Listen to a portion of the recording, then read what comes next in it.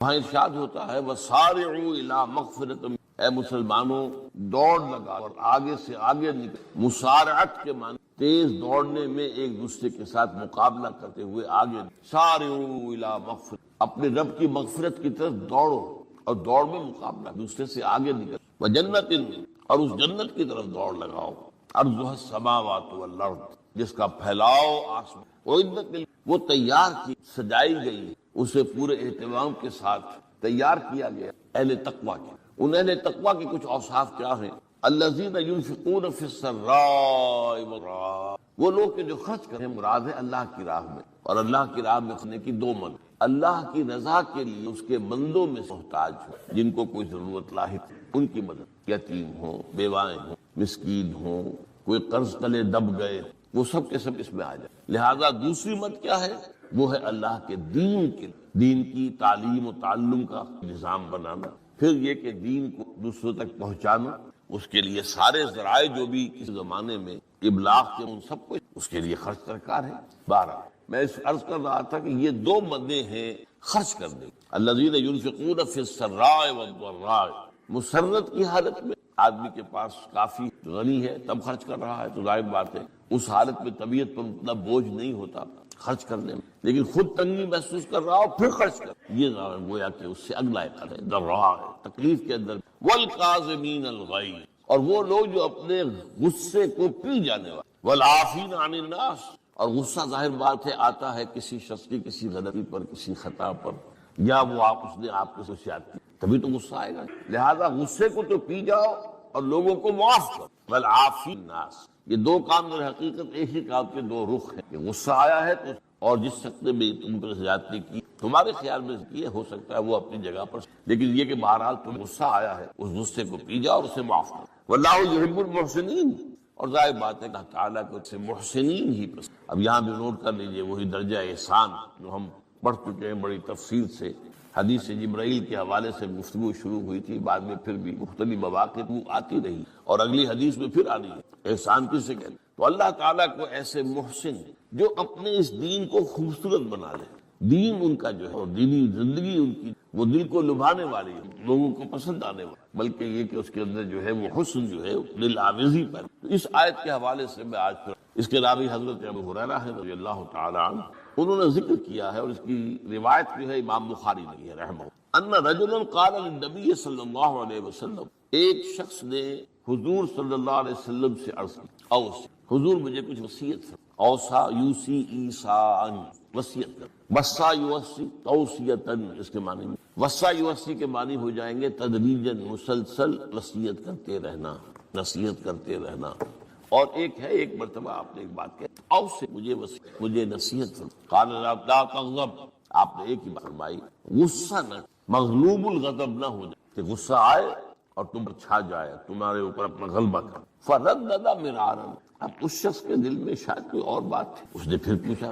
اوصنی حضور، کیجیے وصیت۔ آپ نے پھر فرمایا لا تغضب، پھر پوچھا، وہ تکرار کرتا رہا اور حضور نے بھی ہر مرتبہ وہی بات دی۔ اب اس سے اندازہ ہو جاتا ہے کہ اس بات کی سب پہلی بات تو میں آپ کو یہ بتا دوں کہ غصہ آ جانا کوئی غیر فطری، غصہ اللہ تعالیٰ نے انسان میں رکھا ہوا ہے۔ البتہ غصے کے اعتبار سے حضرت حسن، غالباً حسن بصری رحمہ اللہ، ان کا ایک قول بڑا ہی معنی ہے، بہت ہے۔ وہ فرماتے ہیں کہ ایک انسان تو وہ ہوتا ہے جو پورا انسان ہوتا ہے، مکمل انسان ہوتا ہے، ایک ہوتا ہے نصف رجل، آدھا انسان، وہ انسانیت معیار پر پورا نہیں ہوتا، ہاں نصف تک آ جاتا ہے۔ اور ایک انسان ہوتا ہے لیس برجل، وہ انسان ہوتا ہی نہیں، وہ حیوان ہوتا ہے۔ پورا انسان وہ ہے جسے غصہ دیر میں آئے اور جلدی رفع ہو، اور آدھا انسان وہ ہے جسے غصہ جلدی آئے لیکن جلدی رفع بھی ہو جائے، یا دیر میں آئے تو دیر میں رفع ہو، یہ دونوں برابر ہو جائے۔ جلدی غصہ آیا جلدی ختم بھی ہو گیا، دیر میں آیا دیر لگا دی جانے میں۔ اور جو شخص سرے سے انسانیت کا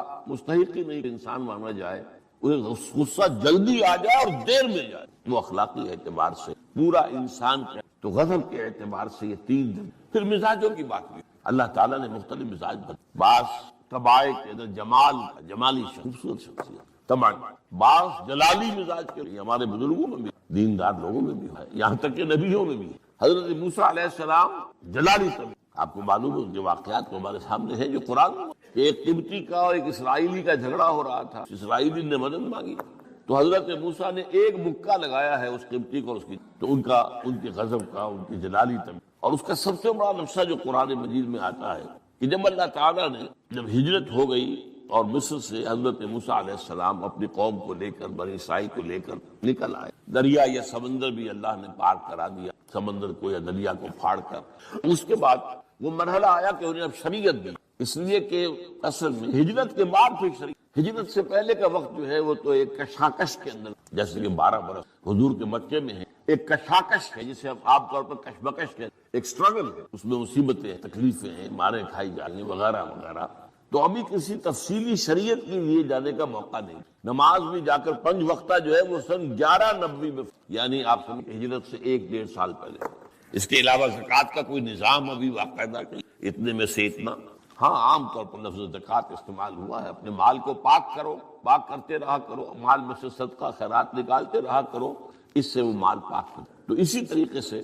جو ہجرت آئی حضور پر، جو ہجرت کے بعد شریعت نامورہ میں، اور دورہ ترجمہ قرآن میں یہ بات واضح کر دیا کرتا ہوں کہ اس شریعت کا بلو پرنٹ، یہ لفظ آپ میں سے بہت سے حضرات جانتے ہوئے، کوئی عمارت بنتی اس کا جو نقشہ بنتا ہے، پہلا وہ ایک نیلے کاغذ پر بلو پرنٹ، تو بلو پرنٹ جو ہے اس شریعت محمدی علیہ صاحب الصلاۃ والسلام کا، وہ سورہ بقرہ میں، پھر اس میں جو تفاصیل کے پورے جو خد و خال آئے ہیں وہ پھر سورہ نساء اور سورہ مائدہ اس کی تکمیل کی۔ بہرحال جب حضرت موسیٰ کو ہم اللہ تعالیٰ نے طلب کیا 40 دن کوہ طور پر، اس کو ہم چلہ بھی کہتے ہیں، 40 روز کی اللہ تعالیٰ نے ان سے ریاضت کروائی، روزہ اور یہ کہ عبادت اور الہی، اس کے بعد انہیں اللہ نے تورات۔ اس میں آپ کو یاد آ جانا حضور سے بھی قرآن مجید کے نزول سے قبل اسی طرح کا معاملہ غار حرا میں آپ کی خلوت گزینی ہوتی، اور وہاں پر بھی آپ اب کیا عبادات کرتے تھے ہمیں معلوم نہیں، لیکن یہ ہے کہ عام طور پر جو محدثین نے کہا ہے کان صفت تعبدہ فی غار حرا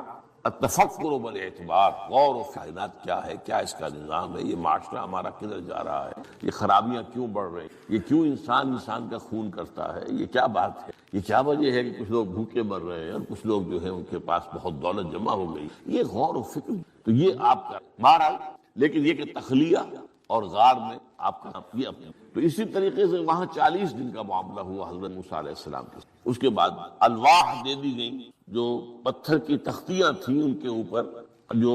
احکام 10 ہیں، 10 کمانڈمنٹ، جو بنیاد ہے، جیسے میں نے کہا کہ سورہ بقرہ جو ہے شریعت محمدی کی اساس ہے، تو شریعت موسوی کی اساس وہ 10 کمانڈمنٹ جو کہ پتھر کی سلوں پر لکھی ہوئی دی حضرت موسیٰ علیہ السلام کو کوہ طور۔ اب پیچھے کیا ہوا، حضرت موسیٰ کی اس غیر حاضری میں سامری کو موقع ملا، اس نے گمراہ کرنے کے لیے ایک شعبدہ دکھایا، اور وہ شعبدہ کیا تھا، آل فرعون کے جو زیور وغیرہ ہوتے تھے ان لوگوں کے، وہ ان بنی اسرائیل کے لوگوں کے پاس امانت رکھتے، یعنی انہیں بھی اندازہ یہ تھا یہ اسرائیلی جو ہیں یہ بددیانت، یہ جو ہے اس کے اندر جو ہے وہ نہیں کریں گے کوئی خیانت، خائن نہیں۔ بہرحال حضرت ابراہیم کی اولاد تھے، یعقوب کی اولاد تھے، تو چاہے اور ان میں خرابیاں آ گئی، لیکن یہ کہ یہ اندازہ انہیں تھا کہ یہ امین لوگ ہیں، تو ان کے پاس امانت ہے۔ جب وہ نکلے وہاں سے وہ ساری چیزیں بھی ساتھ لے کر آ گئے،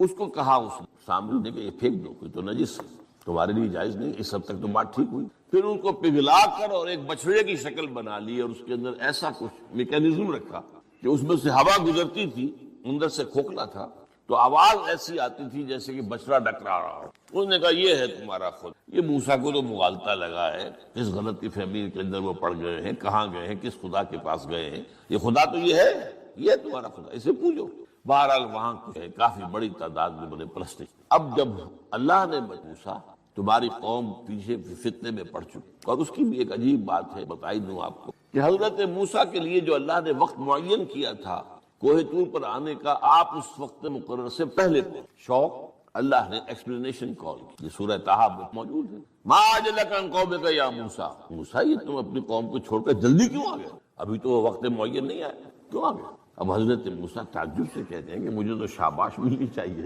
کہ تو میرا شوق دیکھ، اشتیاق دیکھ، اور الٹی جو ایکسپلینیشن کال کر، قال عجلت الیک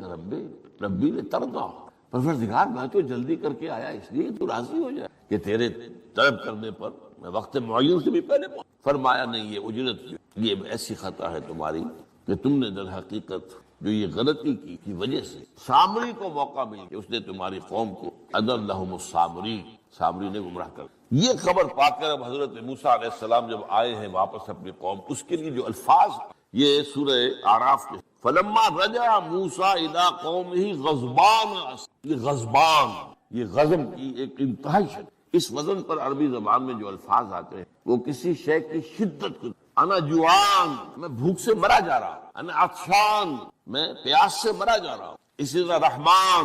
رحم جو ہے وہ ٹھاٹھے مارتے سمندر کے مارے. تو اس وزن پر جو الفاظ آتے اسی وجہ غضبان کہہ رہا تھا. یہ ہے جلالی طویل موسیٰ علیہ السلام کہ انہیں جب یہ اندازہ ہوا کہ میری قوم کے کچھ لوگ جو ہیں وہ اس طریقے سے گمراہ ہو گئے، مشرک ہو گئے، شرک بھی جلی شرک، خفی شرک، باقاعدہ ایک بشرے کے لیے خدا مانا جائے. اسفا، بہت ہی متاثر. ابھی دو الفاظ آ گئے، غضبان، اسف. ایک جانب غضبناک، انتہائی افسوس اور رنج. چنانچہ وہاں آ کر جو الفاظ قرآن میں ہیں اسی جلالی طبیعت، وَأَلْقَى الْأَلْوَاحَ، وہ جو لے کر آئے تھے تخلیاں وہ تو آپ نے ڈال دی. وَأَخَذَ بِرَأْسِ أَخِيهِ يَجُرُّهُ إِلَيْهِ، اپنے بھائی حضرت ہارون کا سر پکڑ کر، بلکہ داڑھی کے بال پکڑ کر اور پیشانی کے بال پکڑ کر، تم نے کیا کیا؟ میں تمہیں خلیفہ بنا کر گیا تھا تمہارے ہوتے ہوئے اور یہ کام ہو گئے، تم کیوں نہ میرے پیچھے آ گئے مجھے بتانے کے لیے. بہرحال چونکہ خلیفہ بنا رہنا تو وہاں تھا، لیکن انہوں نے کہا کہ مجھے اندیشہ یہ ہوا کہ آپ یہ کہیں تم نے بنی اسرائیل میں تفرقہ پیدا کیا، اس لیے میں نے برداشت کیا. کیا کرنا، روکتا رہا میں، لیکن یہ کہ میں نے ان کے درمیان جو ہے کوئی بہت بڑا قدم نہیں. لیکن بہرحال اس کے بعد جو قدم اٹھایا گیا وہاں پر وہ فیصلہ کیا گیا کہ 12 قبیلوں میں سے ہر قبیلے کے جتنے لوگوں نے یہ شرک کیا ہے اسی قبیلے کے لوگ جو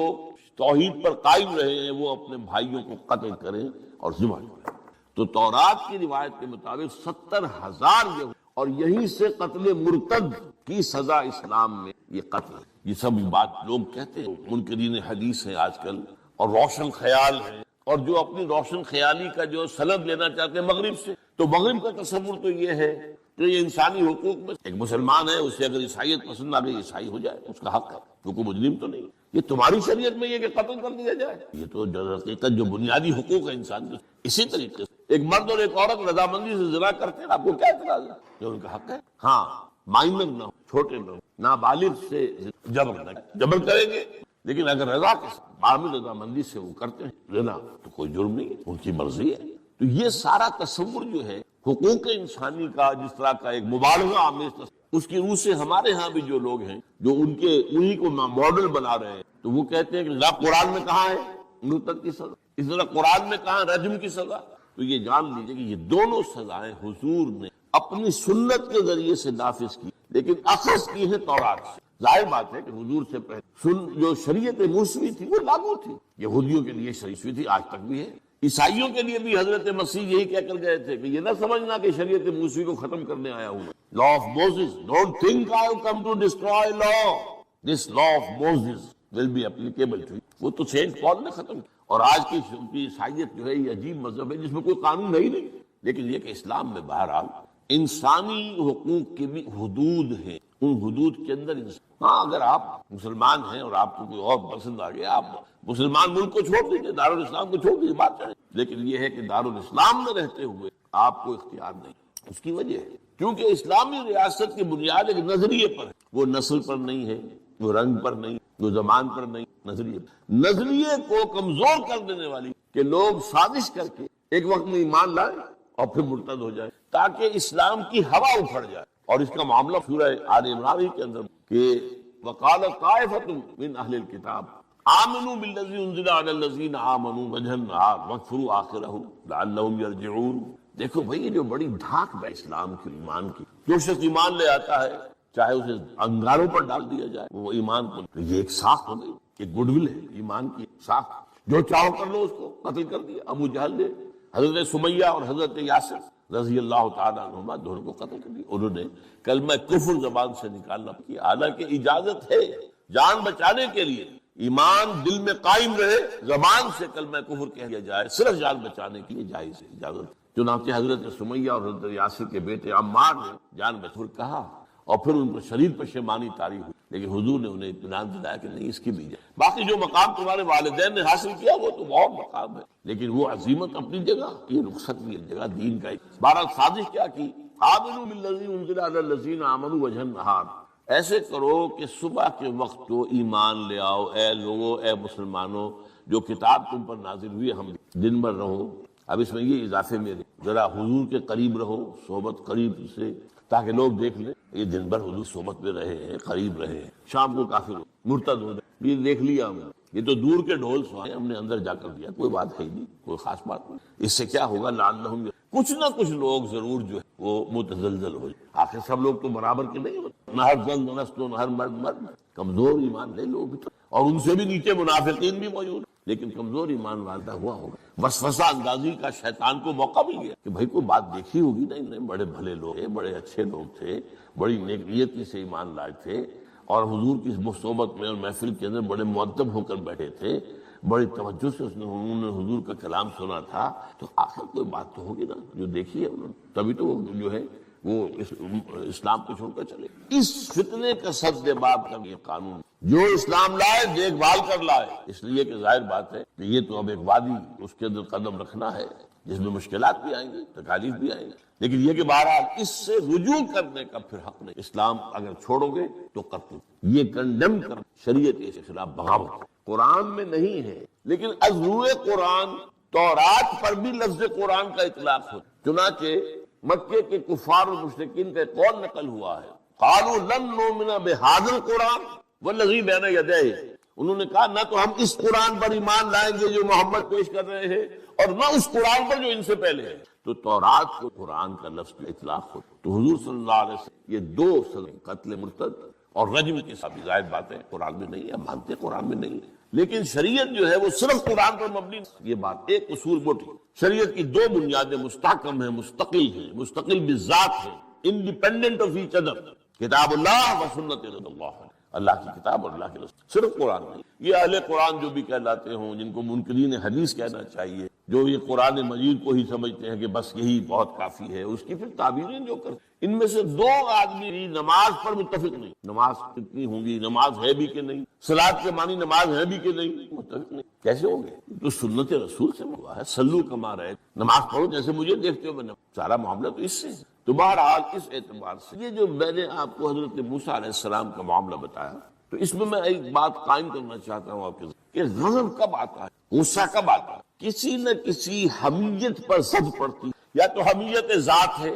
آپ نے محسوس کیا میری ذات کی جو ہے حملہ کیا ہے، میری شہرت پر، میری عزت پر، لہذا غصہ، یا یہ کہ میرے خاندان پر کوئی حرف لایا گیا، بے حرمتی کی، یا میری قوم اور وطن پر، اور یا اللہ کے دین پر، تو اس میں حمیت دینی پر غصہ آنا، یہ ظاہر بات ہے کہ مستثنیٰ ہو جائے گا ان غصوں سے جو حمیت ذاتی پر آیا ہے، یا حمیت عائلی پر آیا ہے، یا حمیت قومی و وطنی پر آیا ہے، لیکن یہ کہ اللہ کے دین کے معاملے میں اس میں ظاہر بات ہے کہ فرق پڑ جائے گا بنیادی۔ تو حضرت موسیٰ کا غصہ جو آیا ہے وہ اس پر آیا کہ میری قوم، یہ وہ لوگ جنہوں نے 9 جو ہے معجزے وہ تو مصر کے اندر رہتے ہوئے دیکھے، وَلَقَدْ آتَيْنَا مُوسَىٰ 9 آیات بَيِّنَاتٍ، سورہ بنی اسرائیل میں 9 معجزے، شروع میں 2 تھے پھر آتے چلے، اور پھر اتنے بڑے بڑے معجزے دیکھے، سب سے بڑا معجزہ سمندر کا پھٹ جانا، اور اسی سے رائے سینا کے اندر اس پڑاؤ جو ڈالا ہے کوہ طور پر، اس سے پہلے من و سلویٰ کا نزول ہوا، ایک چٹان سے 12 جو ہے چشمے بھی پھوٹے، یہ سب کچھ دیکھا، تب حال یہ ہے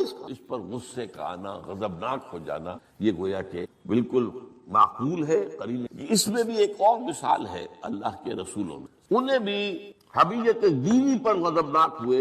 اور انہیں غصہ آیا، وہ حضرت یونس علیہ السلام تھے، وَظَنُّونَ إِذْ ذَهَبَ مُغَاضِبًا وَظَنَّ أَن لَّن نَّقْدِرَ عَلَيْهِ، نینوا ایک شہر ہوتا تھا عراق کے، وہاں یہ بھیج، انہوں نے دعوت جو بھی تلقیصیت، تبلیغ، حق ادا، قوم ایمان نہیں لائی، کفر پر اڑی، اس کے بعد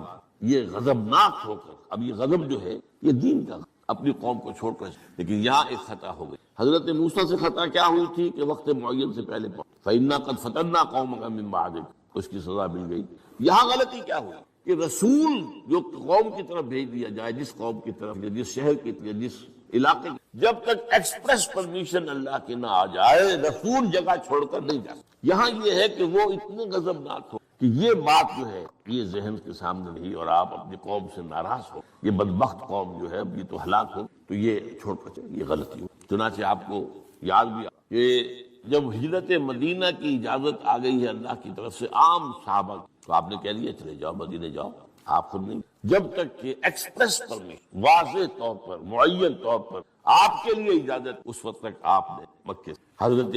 یہ واقعہ سیرت کا مشہور واقعہ، حضرت ابو بکر صدیق رضی اللہ تعالیٰ عنہ نے 2 اونٹنیاں تیار کی کہ لمبا سفر ہے اور تیز جانا ہوگا، ہم جب جائیں گے تو ظاہر بات ہے پیچھا کیا جائے گا، تعاقب ہوگا، تو اچھی فربا اونٹنیاں ہوں، تو انہیں خوب کھلا پلا کر تیار کیا تھا اور حضور کو بتایا نہیں۔ اب منتظر حضور کیا اجازت آ گئی، پھر پوچھا اجازت آئی، نہیں آئی۔ اب حضرت عائشہ فرماتی اور نکاح میں آ چکی، لیکن تھی ظاہر بات ہے کہ 6 سال کی عمر میں نکاح ہو گیا، 9 سال کی میں بدائی ہوئی، یہ بعد میں بدلی۔ تو ان کی روایت کہ ہم نے دیکھا کہ دوپہر کے وقت حضور چلے آ رہے ہیں۔ اب یہ بات بڑی غیر معمولی تھی عرب میں، یہ جو وقت ہے قیلولے کا، ظہر اور عصر کے درمیان، اس میں بازار بھی بند ہو جاتے ہیں، آفیسز بند ہو جاتے، اور یہ کہ کسی کے گھر آنا جانا، اللہ یہ کہ آپ کو کھانے پر بلایا ہو دوپہر کے بعد دوسری ہے، ایک آنا جانا۔ تو بڑے حیران ہوئے، تو حضور نے اپنا ذرا چہرہ وغیرہ چھپایا ہوا بھی ہے رومال میں، تشریف لائے اور آ کر کہا کہ میں اندر آنا چاہتا ہوں۔ حضرت ابو بکر تشریف لائیے، یہ تو آپ کی، اب ظاہر بات ہے حضرت عائشہ سے نکاح تو ہو چکا تھا، وہ تو محرم تھی، یہاں کوئی نامحرم نہیں ہے، آپ آئیے۔ آ کر آپ نے ابو بکر اجازت۔ اب حضرت ابو بکر کی خوشی کا ٹھکانہ نہیں، دل میں سوچتے تھے کہ اب مجھے شاباش ملی۔ عرض کیا حضور میں نے 2 اونٹنی تیار کر رکھی ہیں، خوب کھلا پلا کر فرما کیا ہے، تیار کی۔ حضور نے تھوڑا سا توقف فرمایا، اچھا میں 1 اونٹ استعمال کروں گا لیکن میں اس کی قیمت ادا کروں۔ حضرت ابو بکر رو پڑے کہ حضور کیا مجھ سے بھی مغایرت ہے، میں نے اپنے جان و مال میں سے کون سی چیز آپ سے، سارا مال آپ پر خرچ۔ آپ نے اشارہ کیا عائشہ کے بارے میں، تو ایک مرتبہ پوچھا ہے کہ وہ تو آپ کی بھتیجی ہے، کیسے آپ کے نکاح ہوگا؟ کہ وہ دینی معاملہ ہوتا ہے، میں تم میرے دینی بھائی، کچھ بھی بھائی تو نہیں۔ اتنا کہنے کی دیر سے بیٹی پیش کر دی، تو میں نے اپنی کون سی چیز کو آپ سے بچا کر رکھا۔ یہ ان کے الفاظ نہیں ہے، یہ میں ان کے جذبات کی تعبیر اپنے الفاظ میں، لیکن یہ واقعہ تو بہرحال یہ جب تک ایکسپریس پرمیشن نہیں آتی اس وقت تک رسول نہیں جا سکتا۔ حضرت یونس چھوڑ کر وَظَنُّونِ الذَّهَبَ مُغَاضِبًا، مغاضب وہی غضبناک، تو اس کو اللہ تعالیٰ نے اس لیے کہ یہ غلطی کہ جس کے اوپر پکڑ ہو، یہ تو کار رسالت کے شرائط ہیں، ان میں سے ایک شرط، لہذا پھر وہ آپ کو معلوم ہے کہ وہ مچھلی کے پیٹ میں گئے اور وہاں انہوں جو ہے لا الہ الا انت سبحانک من الظالمین، تو آپ نے جو بھی استغفار کیا، پھر اس مچھلی نے ویل مچھلی ہوگی جو شط العرب میں معلوم ہوتا ہے، شط العرب میں اس نے نکلا ہے، اور شط العرب یہ دونوں دریا جو ہیں فرات اور دجلہ جب عراق کے جنوب میں آ کر ایک ہو جائے تو وہ تو گویا کہ ایک بڑا سا چھوٹا سا سمندر بن جاتا ہے، اتنا بڑا وہ شط العرب کہلاتا، اس سے ہو کر پھر گلف میں آئے، اور گلف سے ہو کر کہیں مکران کے ساحل پر آ کر اگلا ہے اللہ کے۔ اس پر ایک تحقیقی میثاق میں شائع ہوا، میں اب اس کی تفسیر میں نہیں سکتا، کہ اس علاقے میں حضرت یونس علیہ السلام کو، اور پھر وہ اس کے ساحل پر پڑے رہے، تو معلوم ہوا کہ یہاں پر غضبناک ہو جانا اگرچہ تھا حمیت دین کی، لیکن وہاں بھی جو بنیاد ہے دین کی اور جو اس کے جو شرائط ہے کراس کر، اس میں سے اگر کسی رسول سے بھی ہوا ہے تو پھر یہ کہ اللہ تعالیٰ کی طرف سے لسٹ ہوئی۔ اور یہاں یہ نوٹ کرا دوں میں آپ کو، ہم جو مبالغے آمیزی کیا کرتے ہیں نعتوں کے اندر، اور آج کل انتہا ہوئی ہے ٹی وی کے اوپر، بعض چینلز کے اوپر نعتوں ہی نعتے نعتے نعتے نعتے نعتے، پھر ان کے اندر جو مبالغے، حضور نے فرمایا ہے مجھے یونس ابن متہ پر بھی فضیلت مت دو۔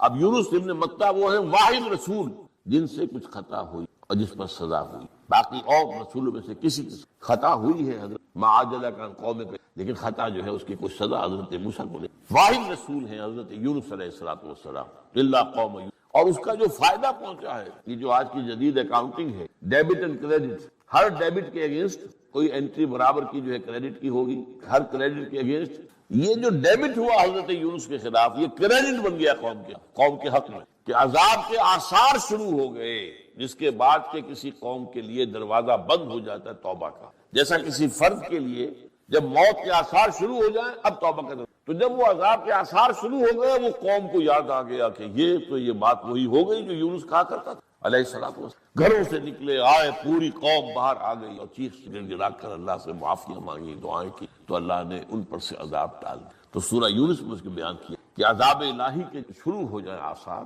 پھر وہ ٹل نہیں سکتا الا قوم یونس۔ یہ صرف ایک ہی مرتبہ ہوا ہے، استثناء ہے واحد حضرت یونس علیہ السلام کی۔ اب آخری اس حدیث میں ایک بات بڑی اہم، یہ جو آپ نے فرمایا لا تغضب لا تغضب لا تغضب لا تغضب، محسوس ایسا ہوتا ہے کہ یہ در حقیقت ہے شخصی تشخیص اور علاج۔ جو روحانی معالج ہوتے ہیں، ظاہر بات ہے کہ رسول یزکی ہی روحانی معالج سے تزکیہ کرتے ہیں، اس میں ہمارے ہاں صوفیہ جو ہے جنہوں نے اپنا تزکیہ کرایا ہوتا ہے کسی بزرگ سے، دوسروں کا تزکیہ ایک سلسلہ ہے جو چل رہا ہے، تو اس میں یہ ہے کہ اس تزکیے کے اندر پی پی کال، مطلب یہ نہیں کہ ایک ہی بات سب کو بتائی جا رہی ہے. ایسے بھی اذکار اور راز ہیں جو حضور نے سب کو، ہر نماز کے بعد بعض اذکار ہیں، اللہم اعنا علی ذکرک و شکرک و حسن عبادت ہے اللہ تعالیٰ کی حضور کی طرف سے کہ یہ پڑھا کر، آپ پڑھا کرتے تھے، یہ سب کے لیے. لیکن ایک ہے پرسنل، اس لیے کہ اس روحانی معالج کا کے اندر یہ صلاحیت ہونی چاہیے کہ وہ اشخاص کے اندر جو ذاتی، اب کسی کے اندر کوئی مرض ہے، کسی میں کوئی مرض ہے، کسی کے اندر دولت کی محبت زیادہ ہے، کسی کے اندر غصہ جو ہے وہ بہت تیز ہے، کسی کے اوپر شہوت کا غلبہ بہت زیادہ ہے، تو وہ جو کال ہے وہ ہوگی پرسنل. یہ گویا کہ ایک پرسنل پرسکرپشن اس شخص کے لیے کہ معلوم ہوتا ہے کہ اندر یہ غضب کا اور غصے کا معاملہ جو ہے وہ ضرورت سے زائد تھا، لہذا اسے تکرار کے ساتھ اسی مشورہ دیا، اسی کو. اب آئیے دوسری سورہ مبارکہ، بسم اللہ الرحمن الرحیم. الہاکم التکاثر، غافل کیے رکھا تمہیں محتاط کی طلب نے. لہو لعب، قرآن مجید میں یہ الفاظ آئے ہیں، ومن حیات الدنیا الا لہو و لعب. لہو کہتے ہیں کھیل کود، وہ شے جو غفلت میں انسان کو مبتلا کرتے ہیں، وہ لہو ہے. الہا یلہو، یہ گویا کہ اس سے یہ باب افعال ہے. الہاکم التکاثر، تمہیں غافل کیے رکھا کثرت نے. اب تکاثر جو ہے کثرت سے یہ لفظ بنا ہے، لیکن اس کے تین معنی ہیں. کثرت کی طلب، نمبر دو کثرت کی طلب میں ایک دوسرے سے آگے نکلنے کے لیے دوڑ، مقابلہ. نمبر تین کثرت پہ کی بنیاد پر ایک دوسرے پر فخر کر. یہ تین معنی ہیں. الہاکم التکاثر، غافل کیے رکھا تمہیں محتاط کی طلب میں. الہاکم التکاثر، غافل کیا تمہیں محتاط کے حصول میں ایک دوسرے سے بازی لے جانے کی دوڑ سے. الہاکم التکاثر، غافل کیے رکھا تمہیں کثرت اور محتاط پر کی بنیاد پر ایک دوسرے پر فخر کر دے. تینوں معنی ہوں گے. غافل کیے رکھا، یہی لفظ ہے جو ایک حدیث میں بھی آیا ہے، ما قل و کفا خیر مما کثر و ال. جو چیز کم ہو لیکن کفایت کر جائے، ضرورت پوری ہو جائے، کھانے کی جو ضرورت ہے مہیا ہو جائے، جو بھی انسان کی ضروریات ہیں، کپڑے کے دو جوڑے اس کے پاس ہیں، ضرورت پوری ہو رہی. ما قل و کفا، کم ہو لیکن کفایت کر جائے، یعنی ہاتھ نہ پھیلانا پڑے کسی کے سامنے. خیر مما کثر و الہا، وہ کہیں بہتر ہے اس سے کہ جو زیادہ ہو، محتاط میں ہو، کثرت سے ہو، لیکن غافل کر. جب محتاط ہوگی تو اس کا ایک منطقی نتیجہ غفلت. اس آیہ مبارکہ میں یہ واضح نہیں کیا گیا کہ کس چیز سے غافل. الہاکم التکاثر عن ماذا، کس شے سے. یہ پھر وہی حذف کا اسلوب ہے. اس میں یہ کہ فصاحت اور بلاغت زیادہ ہے. اب آپ غور کی، حقائق سے غافل کیے رکھا، اپنی زندگی کی اصل منزل سے غافل، اپنے اندر جھانکنے سے غافل کیے رکھا، درون بینی، اپنا ذاتی احتساب کرنے سے غافل کیے رکھا. اب یہ تمام چیزیں جو ہے گویا کہ یہاں پر محذوف کے درجے میں آئیں گی. اس میں انسان اپنی سوچ، اپنی فکر، اپنے مزاج کے مطابق فل ان دی بلینک، وہ حذف جو ہے اس خلا کو پر کر سکتے. لیکن حاصل کیا، الہاکم التکاثر، غافل کیے رکھا تمہیں محتاط کی طلب نے، یا محتاط کے حصول میں ایک دوسرے پر بازی لے جانے کی دوڑ نے، یا محتاط کی بنیاد پر ایک دوسرے پر تفاخر کرنے نے. حتی زرتم المقابر، یہاں تک کہ تم جا پہنچے قبروں تک. اس میں بعض روایات آئی ہیں کہ یہ شان نزول کی جس طرح کی روایات ہو کہ دو گروہوں اور قبیلوں کے مابین کچھ مقابلہ ہو رہا تھا، آپس میں تفاخر اور تباہی کی باتیں ہو رہی تھی. ہمارے پاس یہ ہے، ہمارے پاس یہ ہے، ہمارے پاس یہ ہے، ہمارے پاس یہ ہے. اس میں کہیں یہ بھی بات آ گئی، یہ پرانی قبائلی زندگی کے اندر کثرت جو ہوتی ہے کسی قبیلے کی، کثرت نفوس، یہ بھی قابل فخر. تو اپنے زندوں کی کثرت کے ساتھ ساتھ انہوں نے کہا چلو اپنے اپنے قبرستان گن لو، ہماری کتنے قبریں ہیں اور تمہاری قبریں کتنی ہیں. لیکن یہ کہ یہ کوئی ایسی پختہ اور مستند روایت بھی نہیں ہے، اور کچھ اس مضمون کے ساتھ اس کی مطابقت. حتیٰ زرتم المقابر سے مراد یہ کہ یہ محتاط کی طلب انسان کا پیچھا نہیں چھوڑتی جب تک کہ وہ قبر میں اترنا. ایک حدیث میں بھی یہ مضمون آیا ہے کہ انسان کے پاس اگر ایک وادی ہو دولت کی بھری ہوئی، سونے کی بھری ہوئی، وہ دوسری کا طالب ہو جائے، دوسری ہو تیسری کا طالب ہو. انسان کی حرص کو قبر کی مٹی کے سوا کوئی اور شے پر نہیں. اور اس کا مشاہدہ ہوتا ہے. کتنے ہی لوگ ہیں سرمایہ دار جن کے پاس اتنی کچھ دولت ہے کہ بالیقین یہ کہا جا سکتا ہے کہ ان کی آئندہ کئی نسلوں کے لیے کفایت کرے. لیکن یہ کہ پھر بھی چاہے وہ عین قبروں میں اپنی ٹانگیں لٹکائے بیٹھے ہوں، لیکن یہ کہ وہ محتاط کی جو طلب ہے وہ ختم نہیں. یہی وہ سورہ حدید کے اندر بھی جو مضمون آیا ہے، اعلموا انما الحیات الدنیا لعب ولہو وزینۃ وتفاخر بینکم وتکاثر فی الاموال والاولاد. یہ تکاثر فی الاموال والاولاد یہ ختم نہیں ہوتی. یہ تو بالکل موت کے دہانے تک بھی انسان پہنچا ہوا اور قبر کے کنارے بیٹھا ہوا ہو، بلکہ اپنی ٹانگیں لٹکائی ہوئی ہوں قبر میں، تب بھی یہ بہتات کی طلب ختم نہیں۔ الہاکم التکاثر، تمہیں غافل کیے رکھا یا غافل کیے رکھتی ہے بہتات کی طلب، یا بہتات پر فخر کرنے کا جذبہ، یا بہتات میں ایک دوسرے سے آگے نکلنے کا مقابلہ، یہاں تک کہ تم جا پہنچتے ہو قبروں تک۔ کلا سوف تعلمون، اب یہ ہے انذار کا، کوئی نہیں، وہ وقت دور نہیں ہے کہ تم پر حقیقت منکشف ہو جائے، تم جان لو۔ سوفا کہا ہے، حالانکہ سین کے ساتھ بھی یہ بات آ سکتی تھی، لیکن ایک تو وہ آہنگ والی بات ہے، اس لیے کہ موت تو انسان کے سر پر جیسے کہ تلوار لٹکی ہوئی ہو، موت منڈلا رہی ہے ہمیشہ ہر شخص کے سر پر، اس کی موت کچھ پتہ نہیں، اگلے ہی لمحے آ جائے، لہذا سین کے بعد بھی، لیکن سوفا ابھی چونکہ زندگی کا کچھ نظر آ رہا ہے، صحت بھی ہے، بظاہر احوال موت بہت قریب نہیں ہے، لیکن یہ کہ اس میں جو صوتی آہنگ ہے اس کے اعتبار سے کلا سوف تعلمون ثم کلا سوف تعلمون، نہیں ہرگز نہیں، ایک وقت آئے گا کہ حقیقت منکشف ہو جائے گا، اگرچہ وہ وقت وہی ہوگا جو میں نے پہلے مصر آپ کو سنایا کہ جب آنکھ کھلی گل کی تو موسم تھا خزاں کا، اب کوئی فائدہ نہیں ہوگا، یوم یتذکر الانسان وانى له الذکریٰ، اس روز ہوش آئے گی، لیکن اس روز کا ہوش آنا کس فائدہ، کیا حاصل؟ کلا سوف تعلمون ثم کلا سوف تعلمون، پھر تاکید حقیقت منکشف ہو جائے گی، ابھی تم حقیقت کو دیکھنا نہیں چاہتے، لیکن ایک وقت آئے گا کہ وہ حقیقت خود تمہارے اوپر عیاں ہو جائے گی، تمہاری آنکھیں کھل جائیں گی، جیسے سورہ قاف میں فرمایا کہ تمہاری فبصرک الیوم حدید، اب تو تمہاری آنکھیں بڑی تیز، ہر شے ہر حقیقت جو ہے تمہاری آنکھوں پر منکشف ہو گئی۔ کلا لو تعلمون علم الیقین لترون الجحیم ثم لترونها عین الیقین ثم لتسألن یومئذ عن النعیم۔ کلا لو تعلمون علم الیقین، ہرگز نہیں، اگر تم جان لیتے یقین کا جاننا، یہ جو ہے کلام شرطیہ ہے، لو اس کے دونوں ترجمے ہو سکتے ہیں، اگر تم جان لیتے، کاش کہ تم جانتے، یہ تمنائی جو ہے ماضی تمنائی وہ بھی اس انداز میں ہے، کلا لو تعلمون، اگر تم جان لو، کاش کہ تم جان، لیکن یہ کہ اس کا جواب کیا ہے؟ اگلی آیت جو ہے بظاہر تو احساس ہوتا ہے کہ شاید لترون الجحیم جو ہے یہ اس کا جواب، شرط کا جواب، لیکن ایسا نہیں ہے، اس پر اتفاق ہے تمام مفسرین کا کہ جواب شرط یہاں محذوف ہے، اور اکثر و بیشتر نے تو اس کے فوراً بعد جو ہے محذوف کو مانا ہے، کلا لو تعلمون علم الیقین، ہرگز نہیں، اگر تم جان لو یقین کا جاننا تو حقیقت تم پر منکشف ہو جائے، تو تم سیدھی راہ پر آ جاؤ، تو تم کامیاب ہو جاؤ، تو تمہاری عاقبت سنور جائے، یہ گویا کہ اس کا جواب شرط ہے جو یہاں محذوف ہے، کلا لو تعلمون علم الیقین، اگر تم جان لو یقین کا جاننا تو حقیقت تم پر منکشف ہو جائے، تم اپنی زندگی کا رخ درست کر لو گے، تمہاری عاقبت سنور جائے، تم اس حاویہ سے بچ جاؤ گے، فَأُمُّهُ حاویہ، تمہارا انجام بخیر ہوگا، یہ گویا کہ جواب شرط ہے جو محذوف ہے۔ لیکن یہ کہ مولانا اصلاحی صاحب کا ایک خیال ہے، اور وہ خیال وزنی ہے، کہ یہ جو اس کے بعد کی آیات آ رہی ہیں تین مزید، لترون الجحیم ثم لترونها عین الیقین ثم لتسألن یومئذ عن النعیم، یہ تینوں بھی در حقیقت کلا لو تعلمون علم الیقین ہی کے تابع ہے، یہ سارا شرطیہ کلام چل رہا ہے اس سورت کے آخر تک، ہرگز نہیں، اگر تم جان لیتے یقین کا جاننا،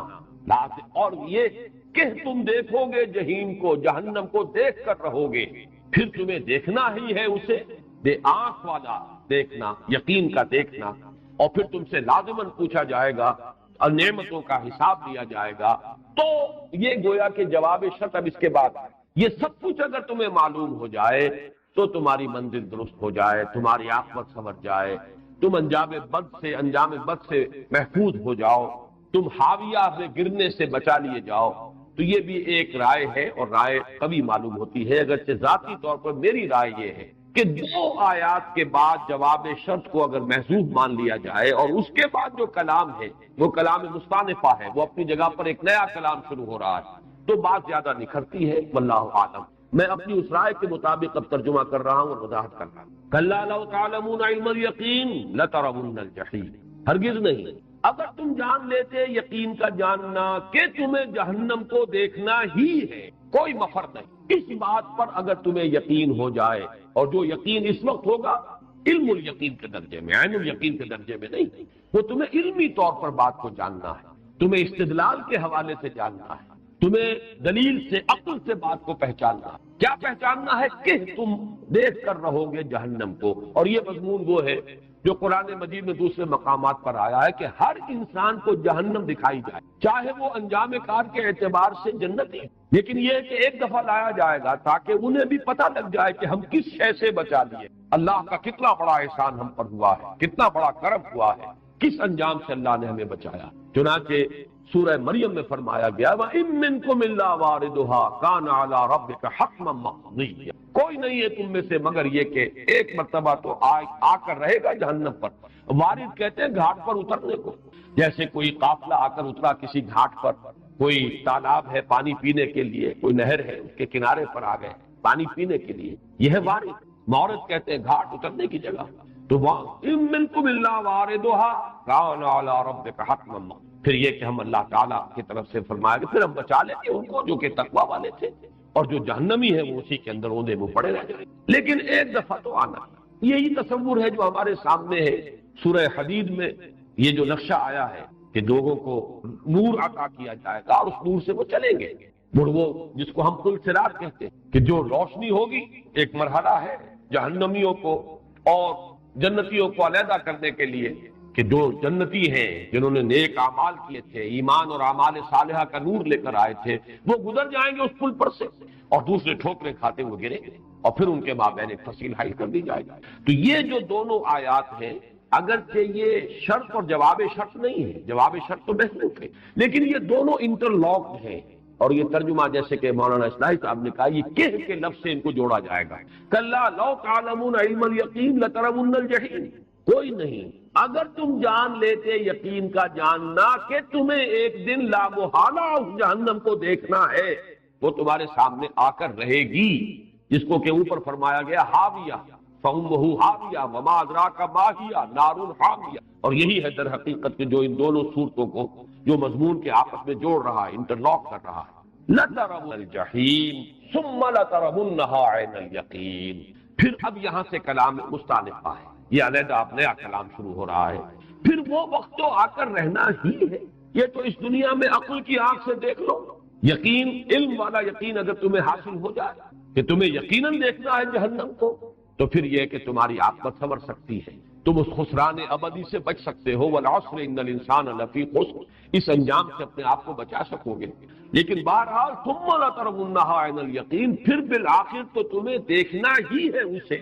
یقین کی آنکھ۔ اب یہاں پہ عین الیقین آیا، مشاہدے پر مبنی یقین۔ میں ابھی یقین کے سلسلے میں چند باتیں ابھی عرض کروں گا آپ سے بعد میں، وہ ایک علیحدہ بحث ہے حکمت قرآن کی۔ ابھی یہ ترجمے کو اور جو اس کا جو ایک ترکیب ہے اس کو سمجھ لیجیے۔ ثم لتسألن یومئذ عن النعیم، پھر لازماً تم سے سوال ہوگا، پوچھے جاؤ گے، محاسبہ ہوگا نعمتوں کے بارے میں، کون کون سی نعمتیں ہم نے تمہیں دی تھیں۔ ایک حدیث تو بارہا میں نے آپ کو سنائی ہے، بہت سے حضرات کو یاد بھی ہوگی، لن تزول قدم ابن آدم حتی یسأل عن خمس، ابن آدم کے قدم ہل نہیں سکیں گے اس عدالت اخروی سے یہاں تک کہ 5 چیزوں کا حساب نہ دے، عن عمرہ فیما افناہ، وعن شبابہ فیما ابلاہ، وعن مالہ من این اکتسبہ وفیما انفقہ، وعما عمل فیما علم، او کما قال صلی اللہ علیہ وسلم۔ عمر کے بارے میں پوچھا جائے گا، کہاں گلائی، 80 برس دیے تھے، کہاں صرف کیے۔ پھر دوسرا سوال، عمر کا ایک خاص حصہ شباب، جوانی کا دور، قوتوں کا، امنگوں کا، حوصلوں کا، عزائم، وہ کہاں گوائی، جوانی جو ہے وہ کہاں گوائی۔ پھر 2 سوال مال کے بارے میں، عن مالہ من این اکتسبہ وفیما انفقہ، کہاں سے کمایا تھا، حرام سے کہ حلال سے، جائز سے کہ ناجائز، وفیما انفقہ، کہاں خرچ کیا گیا۔ اور پھر ایک سوال، وعما عمل فیما علم، جو علم حاصل کیا اس میں عمل کتنا کیا۔ ایسا تو نہیں کہ علم کے تو انبار لگاتے چلے گئے اور عمل جو ہے وہ وہیں کا وہیں ٹکا رہا، وہ 0 ہی پوائنٹ کے اوپر لگا رہا۔ وہ علم جو ہے وہ تو در حقیقت حجت بن جائے گا انسان کے خلاف۔ القرآن حجت لک او علیک، یہ قرآن حجت بنے گا یا تمہارے حق میں یا تمہارے خلاف۔ یہ 5 سوال اس حدیث میں آئے ہیں۔ باقی ایک واقعہ بڑا پیارا ہے حضور کی سیرت کا۔ حضور صلی اللہ علیہ وسلم پر ایک مرتبہ فاقے کی کیفیت تھی اور شدید نقاہت۔ حضرت ابو بکر آئے رضی اللہ تعالی عنہ، ان کی کیفیت بھی یہی تھی۔ حضور کو اندازہ بھی ہو گیا کہ یہ بھی فاقے۔ حضرت عمر آئے رضی اللہ تعالی عنہ، ان کی کیفیت بھی۔ حضور شاید اپنے لیے تو نبی یہ کرتے، لیکن یہ کہ اپنے ان دونوں صاحبوں کو لے کر آپ گئے ایک انصاری صحابی تھے ابو الحسن رضی اللہ تعالی عنہ انصاری، ان کا ایک نخلستان تھا قریب، وہاں چلے، وہاں 3 مرتبہ آپ نے السلام علیکم کہا، جواب نہیں آیا، تو لوٹنے ان کی اہلیہ جو ہے ابو الحسن کی وہ دوڑتی ہوئی، انہوں نے عرض کیا حضور ہم نے پہلے بھی آپ کی آواز سن لی تھی، پہلا سلام جب آپ نے کیا وہ بھی میں نے سن لیا تھا، لیکن میں نے چاہا کہ آپ 3 مرتبہ سلام کریں، ہم پر آپ کی طرف سے سلامتی اور رحمت جو ہے وہ 3 مرتبہ ہے۔ اور پھر انہوں نے عرض کیا کہ میرے شوہر جو ابو الحسن وہ ذرا چلے گئے پانی لانے کے، پھر وہ دوڑی، انہوں نے کچھ کھجور جو ہے وہ سامان کیا حضور کی ضیافت کا، پھر جب وہ آ گئے ابو الحسن تو انہوں نے پھر کوئی جانور بھی ذبح کیا، گوشت بھی تیار کیا، ضیافت کا اہتمام۔ جب یہ کھا چکے تو حضرت حضور صلی اللہ علیہ وسلم نے فرمایا عمر یہ ہیں وہ نعمتیں جن کا حساب دیں۔ باقی یہ کہ اور دوسری احادیث کے اندر بھی نعمت تو ہر شے ہے، بشرطے کہ اس کے ساتھ حقیقت کے اعتبار سے تو نعمت ہوگی، جبکہ اس کے